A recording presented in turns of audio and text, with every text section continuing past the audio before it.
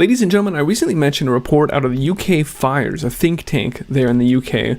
This document called Absolute Zero, which describes across a few different industries how we will, over the course of the next few years, reduce carbon emissions and reach a net zero future, a zero emissions future, decarbonized supply chains. You've heard it described in a few different ways for years now, beginning way back when the Club of Rome talked about, we're just going to tell everyone that humanity is the enemy and we have to end human activity. It's the same thing. That was just 100 years ago. And so now it looks like this. It looks like the UN saying we're in a race to zero carbon emissions. New presidents coming in saying, yeah, I'm going to rejoin the Paris Agreement and we're going to have net zero emissions by 2050. But what does it mean? What does that look like? If you ask The Guardian, who, by the way, is on board with the agenda, they're one of the consultants with the WEF, they're basically the propaganda marketing arm of the net zero emissions agenda. In their view, which is basically a sales pitch and should be pretty attractive, even then it looks terrible, but let's at least afford them a chance to give us their propagandist pitch here. Landscapes from coast to coast would be transformed, carpeted in wind turbines and solar panels with enough new transmission lines to wrap around the Earth 19 times. Sounds great. The populace would whiz past in their electric cars to and from homes equipped with induction stoves for cooking and heat pumps for heating. The air, though, the air would be pristine. It's an appealing vision. According to Eric Larson at Princeton, in general, it will be a more pleasant place to live once we get to net zero emissions. Cleaner air, which it seems to be their only selling point, and we will have done everything we can to avoid disastrous climate change. Well, ladies and gentlemen, tonight I want to suggest to you, and I want to do so by looking at the Absolute Zero report and the various industries they mention, as well as correlating that with news right now, because this is all going forward in real time. All of these things are lurching forward. It is a blitzkrieg of just pure economic onslaught across all of these vectors, but it's not building towards a clean air, pristine future like Princeton man would have you believe. No, it's one of global totalitarian fascist communist state with total surveillance from above, from below, where we're forced to eat bugs. We own nothing, but we're happy anyway, right? In the WEF's own propaganda. That's what they tell us. You're going to own nothing. You're going to eat bugs and lab-grown meat, clean meat. You're going to upcycle food that was food waste, and you're going to eat that too now. It's a circular economy. There's no such thing as garbage. We just turn it into something else now. You're going to have a social credit score based on how well you perform if you take your vaccines and if you don't throw away too much food, and based on all that surveillance, and if you do your Sunday worship of Gaia, then maybe you'll get a little bit of fake meat this week, some of the Soylent Green. Otherwise, sorry, this is not pristine air. This is a terrible totalitarian state, one that has been envisioned for longer even than the Club of Rome has been around, and they're building it now, and we need to understand this. So let's take a look at these industries, and let's talk about what's going on right now. I'm Christian, and this is the Ice Age Farmer broadcast.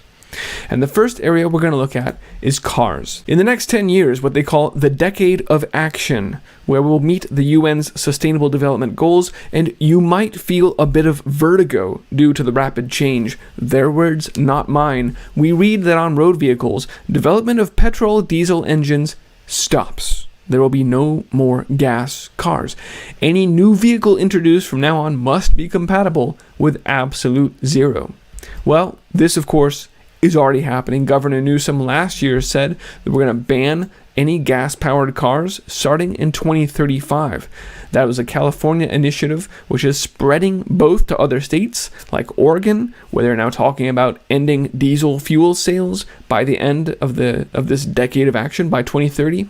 Note that would also affect tractors and all farm equipment, not just cars. But it's also going at the federal level. We now read that U.S. Senate and House both have a bill proposed to ban sales of gas-powered cars by 2035. The agenda isn't just words from a think tank. It's going live now in the United States and indeed around the world. UK, Boris Johnson already said we're going to ban gas cars by 2030. The German government, same thing. Lo and behold, it's the same all around the world. This is a template. All of these things we'll talk about tonight are a template for how we're going to reach these goals across each of these industries. German government also banning cars. In fact, rather than go through each of them, because there is a long list here, Austria, Belgium, Canada, China, even China, although they're still researching their own timetable, has committed to eliminating gas-burning cars in the future. Costa Rica, Denmark, Egypt, France, Germany, Iceland, India, Ireland, Israel, goes on and on. All of these countries in unison of their own national willpower. No, it's a global agenda. It's a global agenda being implemented by all these countries at the same time. Now, Biden is also coming in and saying we're going to start buying a ton of electric vehicles. We're going to replace the entire U.S. government fleet with EVs. Of course, that's going to put tremendous strain on the grid, but never mind the details. We don't want to worry about that. We'll just ignore that. Just buy the electric vehicles. And in fact, I wanted to mention that both South Korea, as of last year, and Costa Rica, as of this year, have already banned gas-powered vehicles. So this is going live rapidly. If you look out past the decade of action, from 2030 to 2049, all new vehicles are electric. The average size of cars gets smaller. We're going to reduce them to about 1,000 kilo. And then once we hit 2050, this absolute zero, no carbon emissions, road use will be at 60% of 2020 levels. Well, nobody mentioned that. We're going to cut out almost half of our driving? We're just going to stop that? How does that happen? Well, here's the small cars. Nissan and Mitsubishi are already launching these little frumpy electric. Now, this is a car that weighs less than 1,000 pounds. We're already socially engineering people that way, releasing those products, getting people acclimated to the idea of tiny little electric vehicles. And then as far as reducing the distance that people drive, what better way than to put a tax on it? The new Secretary of Transportation is out there talking about a VMT, vehicle miles traveled tax, which will tax you by the mile. I'm sure it will start small just to help with Biden's tremendous infrastructure plan, and then it's the kind of thing they can ratchet up over time, just like all of the things we've been talking about on food production. They love these throttles so that they can gauge the efficacy of how it's working, how people are reacting, whether people are complying. And as they get more and more buy-in, and as they want to ratchet it up even further, they pull that throttle, raise the tax, force people to move closer to their jobs, or use the train or something else. In fact, using the train is the ultimate goal of this whole thing. The World Economic Forum, needless to say, is on board with the idea of decarbonizing our vehicles. They've been talking about electric fleets of EVs, but they've also been saying that there's a problem here, and that's that even once you have an electric vehicle, they're still being charged by electricity that comes from somewhere, and that might be some emissions there. So they say that's why we also have to stop driving 40% of the time. So they are speaking out of both sides of their mouths, telling that you can go buy an EV, that's the way of the future, but you also have to stop driving. It's amazing how they'll tell you both things at the same time. Okay, the next industry here is rail. Like I said, this is where they want to push you out of the cars. From 2020 to 2029, over this next decade, they're going to be standing up the new infrastructure, these new rails, especially in the US, where we've kind of just let our rail infrastructure go by the wayside compared to a lot of other countries. So 2020 through 2029, the decade of action, involves then a reinvestment into the railways, growth in domestic and international rail, as a substitute for air travel and for low occupancy car travel. Let's look at, is that actually happening right now? Yeah, you better believe Biden is in, and Biden wants you out of your car and onto the train, according to Wired. The president's, this is, yesterday, right? Again, folks, this is all happening now, rapidly. This is a real-time war that's being waged against all human economic activity and against you and me. That's why I'm talking about it now. The president's $2 trillion infrastructure proposal boosts funding for buses and rails. It actually envisions tearing down freeways because they're racist, and we're going to reduce your vehicle miles traveled anyway, right? Could Joe Biden spark a second great railroad revolution? The answer, yes. Amtrak has just laid out a new expansion protocol based on those infrastructure dollars. Quote, Amtrak on Wednesday, again, yes, this is just now, this week, released a proposed map that details their new and expanded rail service, including brand new stations in Phoenix, Las Vegas, Nashville, Columbus, assuming they can get funding from this new infrastructure bill. Here is a picture from Amtrak of their new routes that they're adding, depicted in light blue. Please pay special attention to the routes they're adding, the light blue lines. Down here in the southwest, from Vegas down to Phoenix, this is a new area that Amtrak is servicing. The Fort Collins down to Colorado Springs and Pueblo, that's a new mountain range area that they're adding there. The Texas Triangle, Fort Worth, Dallas, down to Houston and San Antonio and Austin, that's a new area they're reinforcing there. And so on and so forth, going further east. Look at Chattanooga and Birmingham. This map reminds me a lot of the emerging mega regions map that came out of the America 2050 project. A couple of think tanks put together when they were describing how we can increase biodiversity in the name of Agenda 2030 and shove people into the smart cities. Amtrak, this is their new map. The new Biden infrastructure package is funding the creation of the railways that are bespoke for the America that they want to create. This is it. They are creating the smart cities and kicking people off the land. I want you to see that they're building the future they described in Agenda 2030 and now Agenda 2050, right? It's all out there. It's all being executed rapidly. Should the government invest in high-speed rail because of the pandemic? We need a new railway because we have to recover from this pandemic. You can see they're going to sell it using whatever they can. And who are the people that are invested in these rail companies? Well, Berkshire Hathaway, Warren Buffett bought BNSF, one of the main rail transports companies in the past. He called it an all-in wager on the economic future of the U.S., but it looks to me more like he knew, because he's buddies with all the other billionaires in the World Economic Forum, that they were going to get rid of air travel and of shipping and of cars, and that trains would be all that was left. So he buys it up. Who owns the Canadian Railway? None other than Bill Gates. Somehow these billionaires are all positioned to benefit from a pivot to rail transportation. The other Canadian railroad that Bill Gates doesn't own, there's sort of a duopoly there, has just purchased, March 21st, just now, has just purchased Kansas City Southern. It's a $25 billion rail freight deal, which, in their own words, would unite two of the major North American freight carriers for the first time, linking Canada to Mexican freight on rail. What did we just say we were going to do here? We are growth in domestic Amtrak and in international, this new international rail shipping as a substitute for flights and low occupancy car travel. So they're doing it. They're executing on these goals. So let's keep looking ahead. After 2030, further growth with expanded network for all electric trains. Rail is now the dominant mode for freight as shipping declines. And then once we hit 2050, absolute zero, it's all electric trains. That's it. So what is Amtrak?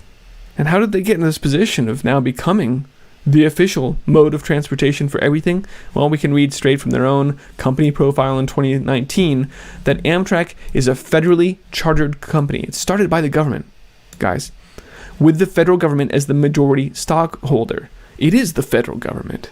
Amtrak is owned by the government. This is a nationalization of transportation. It's a state-run transportation network.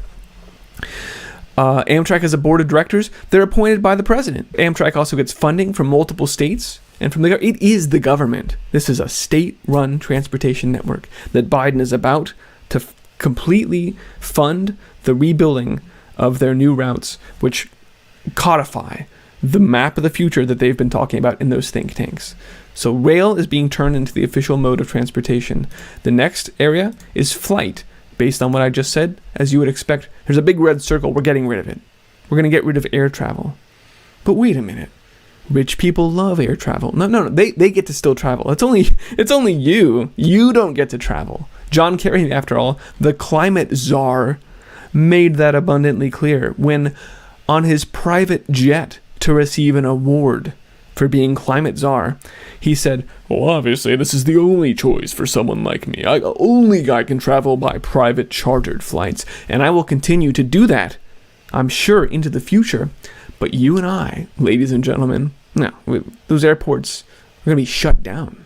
Literally, that's what this says. All airports, except for the major ones, are closed. You can now transfer by rail. After 2030, the rest of them, all remaining airports closed. And by 2050, zero carbon emissions, done, because we stopped. That's pretty easy, wouldn't it? Now, you might be surprised to hear that airlines themselves have actually signed on to this. They said, we're going to go net carbon emissions by 2050. Now, of course, they're trying to pivot from jet fuel, which is all combustion, to something called SAF, Sustainable Aviation Fuel. That is animal fats, vegetable oils, forestry residue, and garbage. Yeah, you heard me right. We're going to have airplanes flying around fueled by garbage. Only that only gets us 80% of the way, so we're still going to have to add some carbon capture technology. It's going to be really expensive, but that's all right. It's going to be passed on to you. Airbus is actually working on something beyond this SAF, which is now a safe form of hydrogen, and they hope to have it ready by 2035. Hydrogen-fueled passenger planes. It's on this hydrogen technology that the World Economic Forum has placed their bets for what zero-carbon air travel might look like once we figure it out, sometime in the future, once you're used to being a slave.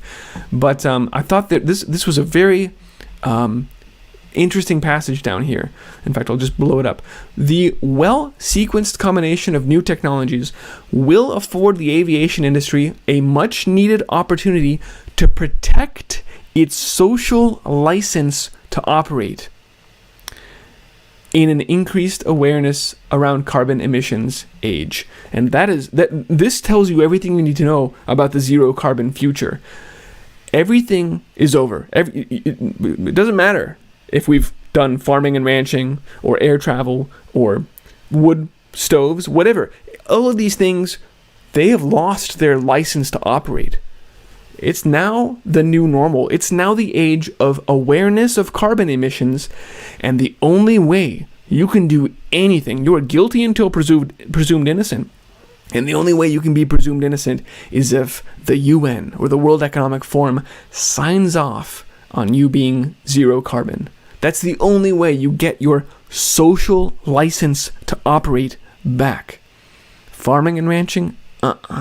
Sorry, it's dirty and antiquated. Air travel? Dirty, antiquated. Shipping? Cars? No, we don't do it that way anymore. That was before we became aware of carbon.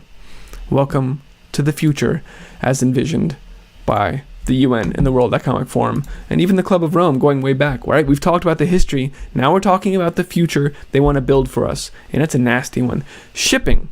Again, as we mentioned, because rail is going to be taking over all shipping, you already know we're going to see a big red circle here once they shut down shipping. This is part of the reason they've invented this whole shutdown of the Suez Canal, is so they can point at it and say, and they are, right? They've been pointing, hey, look at this.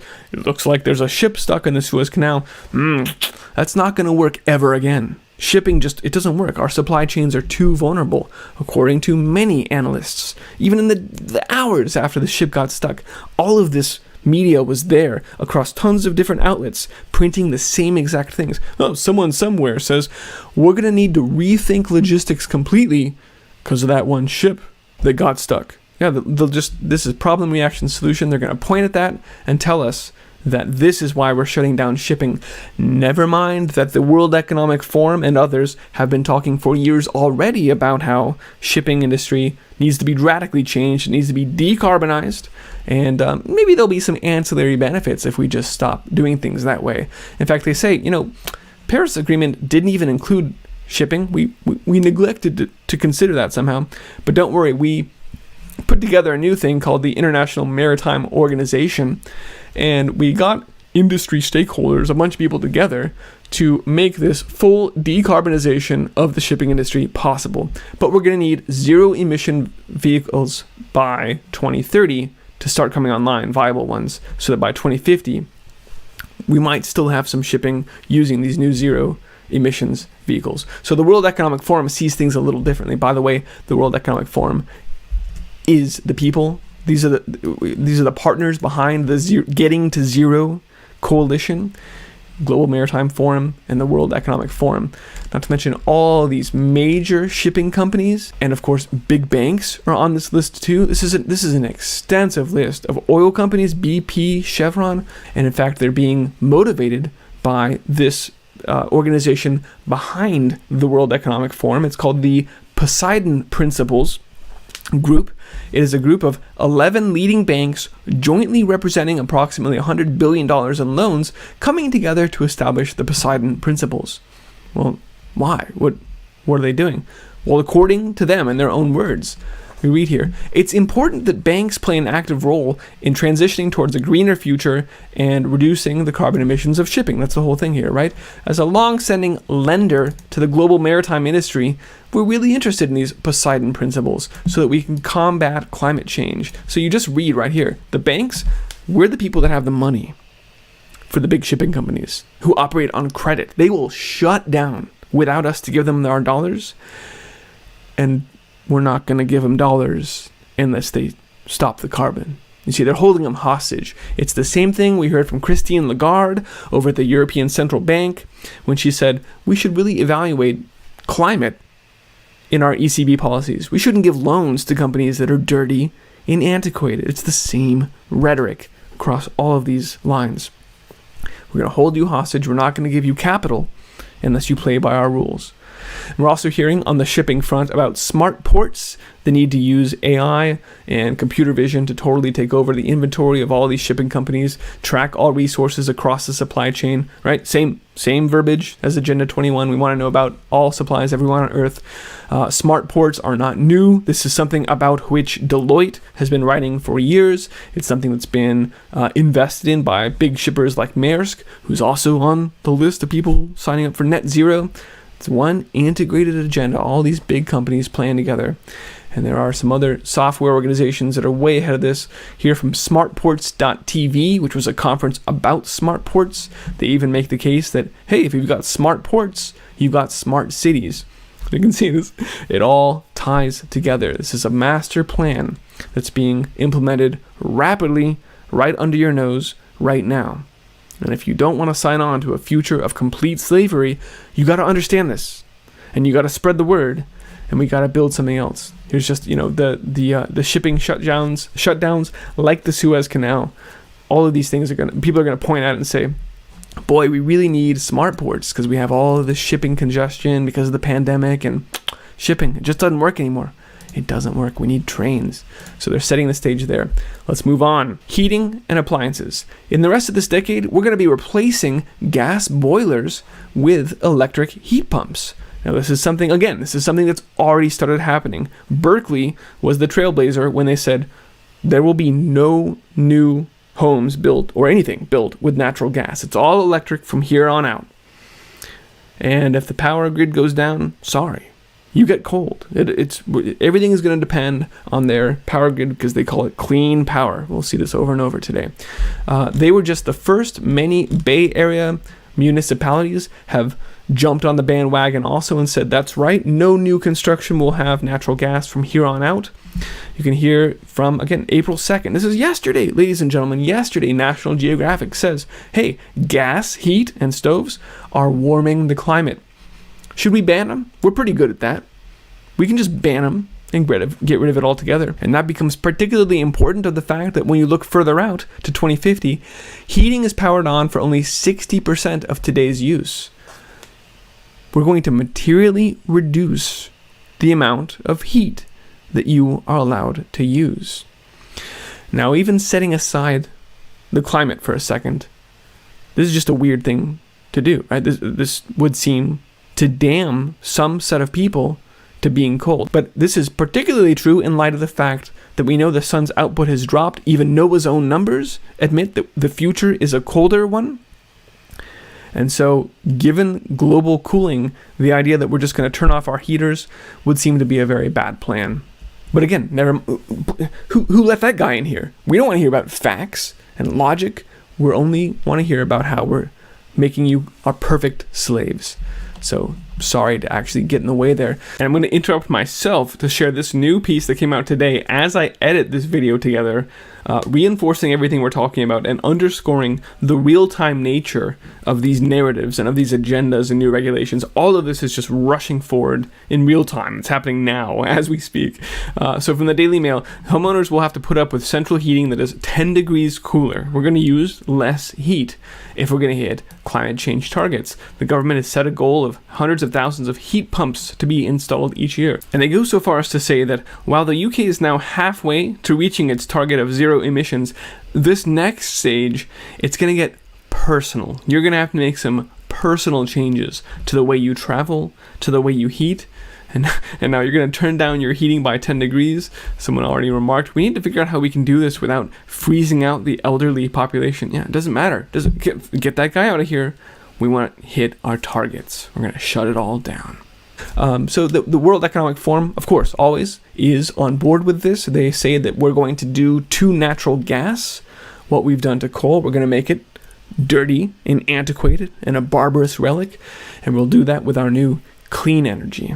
Right, the sea, as you can see here, the seas of solar panels and wind turbines and the 19 times around the earth worth of electrical wires, that's our clean energy future. It's laughable. It's laughable.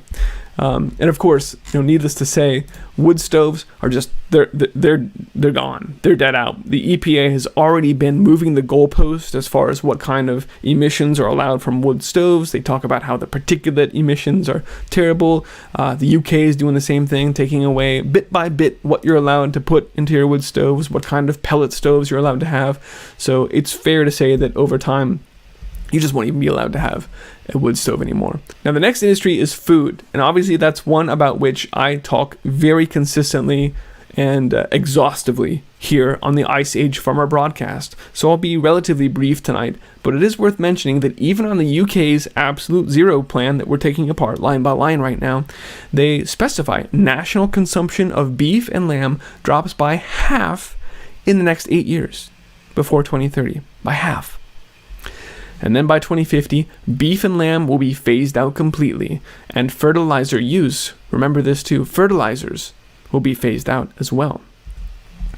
Now, of course, the true agenda here is much bigger than just the Absolute Zero document. We know that the Eat Lancet Commission produced their planetary health diet. It was endorsed by the World Economic Forum and by the UN. It mostly describes a plant-based diet, and that they are saying that we've got to do this, right? The Eat Lancet Commission said in 2019, before COVID, that food was the single strongest lever to optimize human health on the one hand and environmental sustainability on the other. And now that we have these two existential crises, a pandemic, which is a human health crisis, and the climate emergency as declared by the Club of Rome, well, these two crises, we have to pull that lever to take control over food. We have to take control over the means of production of food. We have to change your diet, and we even have to take control over where you throw away your food waste. It's all got to be recycled into our circular economy. We're going to have you eating upcycled trash from here on out. All of these things are being implemented now. Forbes is telling us that the planetary health diet, this vegan-style dietary restrictions, will save the planet. Pat Brown, the CEO of Impossible Foods, is out there running around with his No Cows shirt on, just like the agenda told us. We're going to get rid of beef. He's funded to the tune of hundreds of millions of dollars by Bill Gates, who's also out there saying we need to stop eating real meat and move to synthetic, clean meat, just like clean energy. It's these, everything else is dirty and antiquated. We now have clean, lab-grown, synthetic, disgusting meat, and it's working, right? It's working. We took a look at how the U.S. meat production is falling almost double digits year over year in 2020. We see pieces like this. Will Ireland sacrifice its sacred cows to meet climate change targets? Farming is going to be really hard hit by radical changes to meet the emissions by 2030 targets. What is this radical transformation going to look like? Well, the big number one, the first thing they mention, agriculture. 35% of emissions, And how are we going to do it? Well, we will reduce the national herd. They said, reduce the national herd. The Irish Farmers Association was quick to point out, guys, there is no national herd. They can't just say, it doesn't make sense to say we're going to reduce the national herd. It's a herd made up of hundreds of thousands of individual farming families. What are you going to do to make sure that they keep farming if you take away their cows? What are you going to do to replace their lost income? Wait a minute, who let Paul O'Brien in here with his facts and logic? We already said we don't want that nonsense in here. What are we going to eat if we stop? No, get him out of here. This is our agenda. We're talking about carbon emissions. We don't want to think about anything other than our targets and how we get there. In the US, I've mentioned in the past, they've got a bill now to eliminate all animal operations in 20 years. Obligatory statement, I hate the CAFOs. They're disgusting. They're bad for the animals. They're bad for us. They're bad for everything. They're just terrible. They should never have been invented. But the play here that's being done, as it is in other areas that we're seeing, is they do something disgusting. They create these CAFOs and they shove tons of animals in and put them on antibiotics, but then they point at their own creation and they say, look at this is terrible. We have to do away with animal agriculture altogether, and you're no longer allowed to keep your chickens in your backyard. So they create a disgusting straw man, and then they use that to get rid of all animals, even regenerative agriculture and holistically managed, the way that we've always kept animals. Traditional animal husbandry is being criminalized right now. It's happening in the Colorado Paws Act.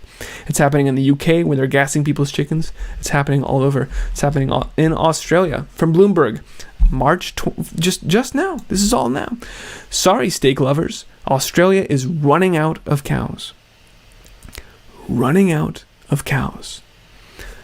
That's what it means when I say our breeding herd is way down for pigs. Our cattle placements are plummeting. We're running out of cows. And of course they are, because Australia was put onto this specific dietary agenda here. You can see Australia, gradual adoption of the healthy diets from the Eat Lancet Commission, there at the bottom, means that by 2050, we will basically cut out 91% of our red meat, 67% of monogastric meat.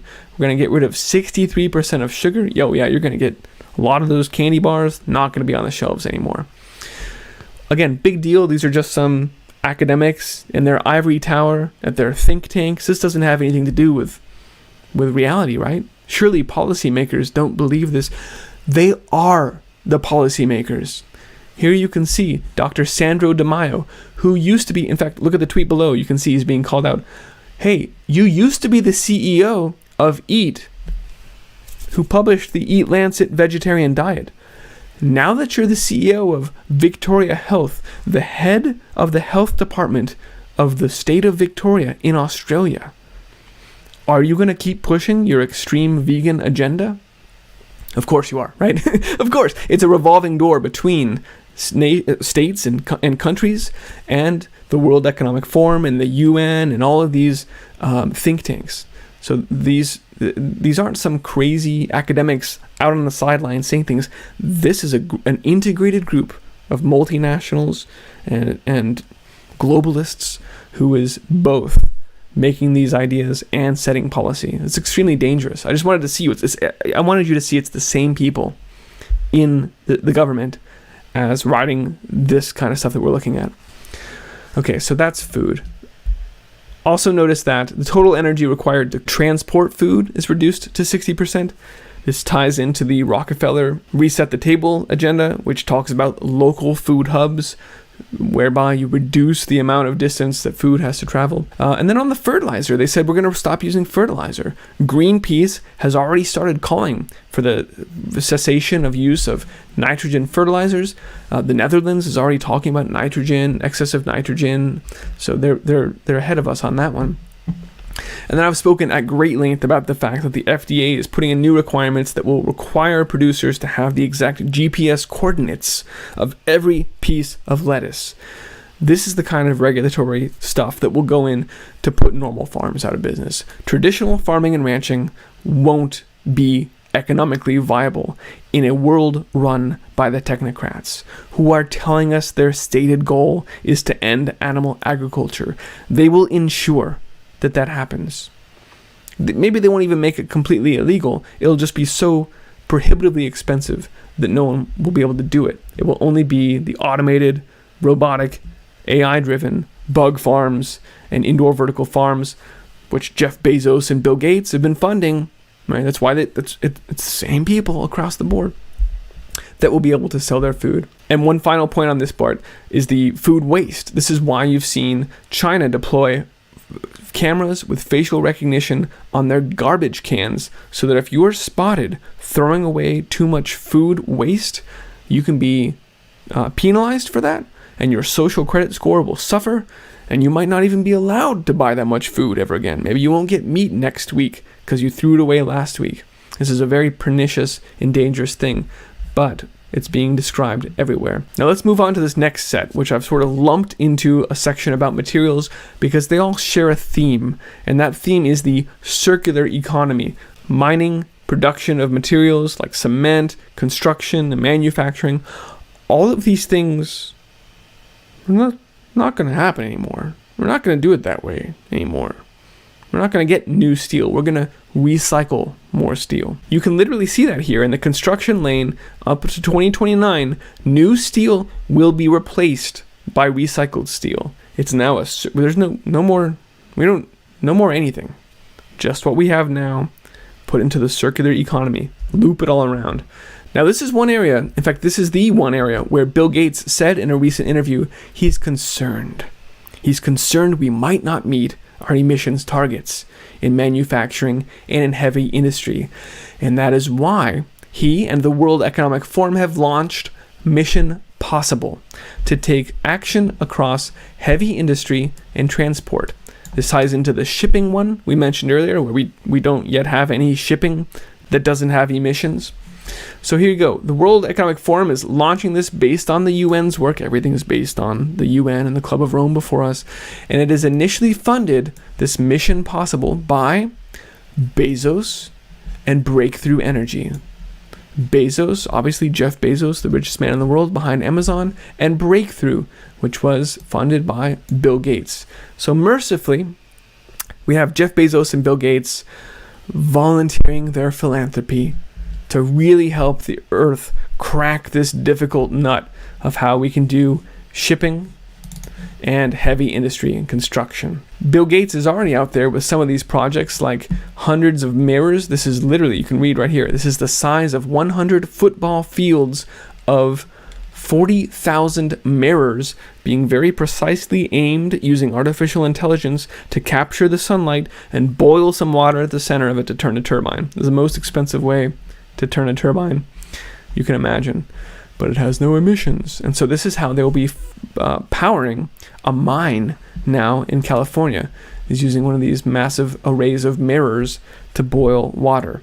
This is a Bill Gates sponsored project to demonstrate, proof of concept, to demonstrate that we can still run industry without having carbon emissions. Now looking back at this, I want to draw your attention again to the fact that the word recycling comes into play over and over here. Recycling steel, recycling other materials, trying to do so more efficiently. Again, you would expect this based on the fact that they're all talking about the circular economy, closing the loop, making sure we're not going to mine any new materials, so we have to get really good at identifying and recycling them. Now, who would do that? Well, it would be the waste management companies, wouldn't it? That's how we would, as the World Economic Forum puts it, we would move towards a world without waste if the waste management companies had to completely change their business. I don't know if they have any economic incentive to do. Oh, they do, actually, because they're owned by the same, so again, it's the same players. Bill Gates is the majority shareholder in the biggest waste management company in the world, Waste Management.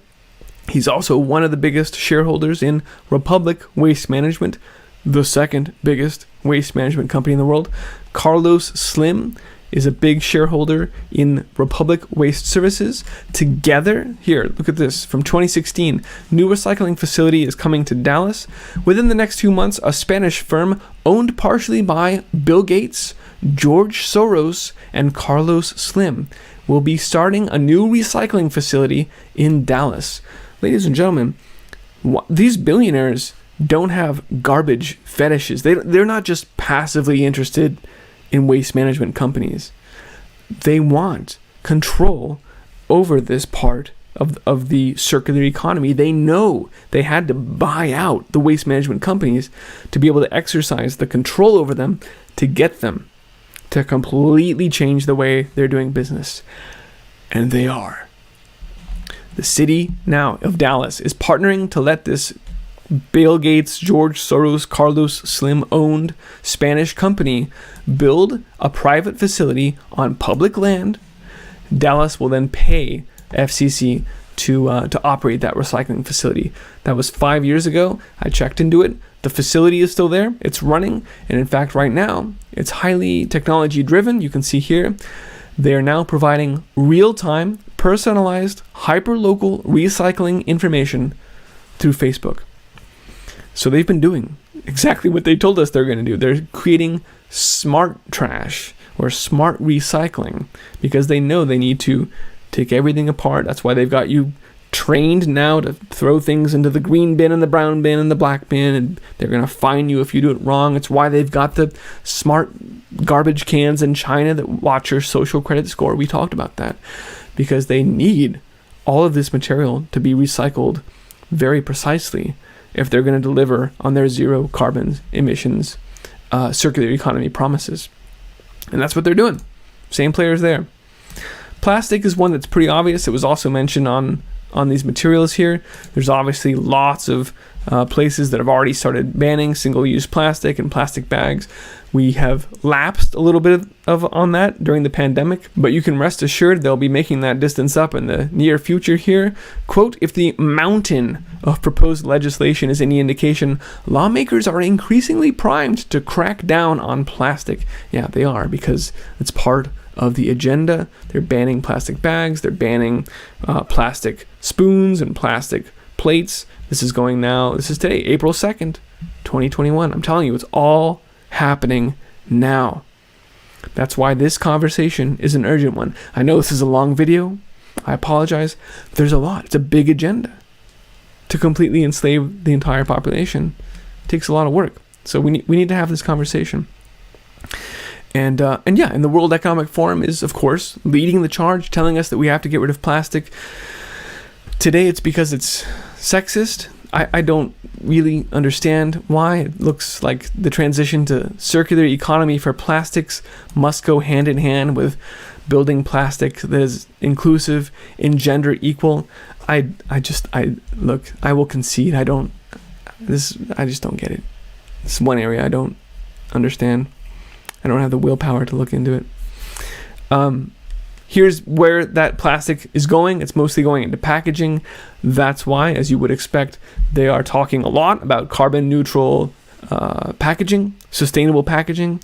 That's why you have Bill Gates funding companies like Appeal, who has created a artificial skin for fruits like apples and avocados that will help them stay longer without having to use plastic. And that's just one area that I'm familiar with because it's in food, of the way that they're getting rid of plastic. All right, and then the final lanes here are for electricity and for fossil fuels. For electricity, wind and solar supplies grow as rapidly as possible. And for fossil fuels, a rapid reduction in supply and use of all fossil fuels. And they go on to say that by 2050, there's that big red dot again, all fossil fuels will be completely phased out. As usual, California is a little bit ahead of the game. We talked a lot about this when we were looking at the cars and how countries around the world, many of them, are putting dates where they will phase out the sale of gas-powered cars. California has gone a step farther and said, we're going to take away your gas-powered chainsaws and your lawnmowers and your weed eaters, all of your gas-powered garden tools. those aren't going to be allowed either. You're going to have to make do with electric-powered ones. But it was France, actually, that is the first country on Earth to say that we will ban all gas and oil production by 2040. They're the very first country. Now, it's kind of an empty statement because 99% of their oil and gas is imported, but it is still, they're setting the stage. They're planting that flag, and other countries will start following suit. So this is also moving forward here. Now, there's a few areas that are not mentioned on the swim lanes of the Absolute Zero document. And I want to add a few things here just to add some color and talk about what else is being done as part of this agenda. For one, the World Economic Forum is all over water. A lot of people, they've just turned this into a tradable commodity, which is how you create financialization of any asset, which leads to shortages. But the World Economic Forum has multiple water projects, including a global water initiative, which is sponsored by players like Dow, the Coca-Cola company, Nestle, the biggest food company in the world, PepsiCo. Again, these are the same players that have their name on the food track, and the Rockefeller Reset the Table agenda. It's the same multinational companies perpetrating the same scam on all of these vectors.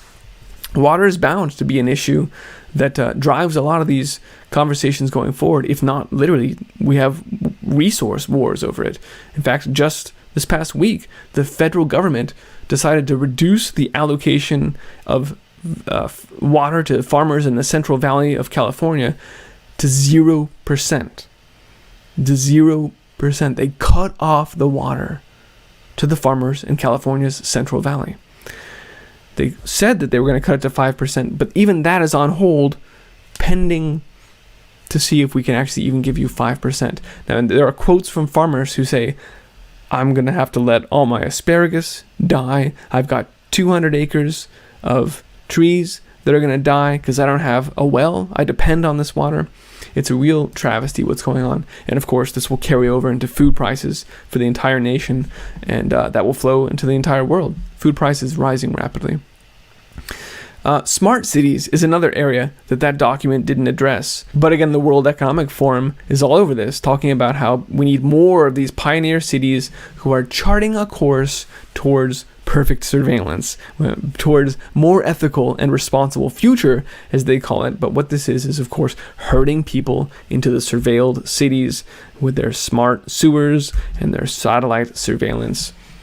They want people in the smart cities. The World Economic Forum has also been warning us about this looming, inevitable global cyber pandemic, which is going to take down the grid. And in the words of Klaus Schwab himself, it's going to be much, much more impactful than COVID-19. It will bring our way of life to an end. It's astounding that he gets up and says words like this and people don't take notice. So this will be yet another way of flogging the population until they submit to the totalitarian measures that we've been hearing about in the previous sections. Another thing that they don't mention that I think is important to add to this list is the climate tracing, the surveillance from above that was introduced by Al Gore last year.